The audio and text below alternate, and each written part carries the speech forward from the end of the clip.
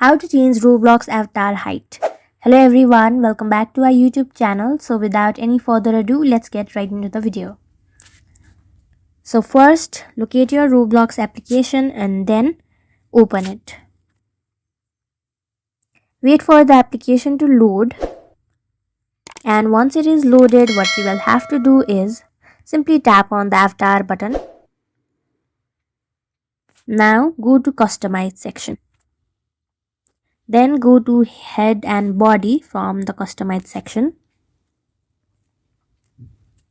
And then you will find option of build. Go over there.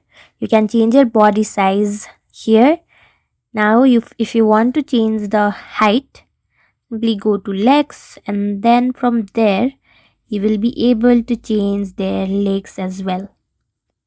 So you can also change your the avatar height by going to torsos, and then from there you will be able to change the height as well.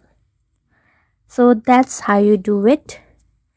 Thank you for watching this video. Make sure to like, share and subscribe to our YouTube channel. If you got any questions, comment them down and I'll catch you in the next one.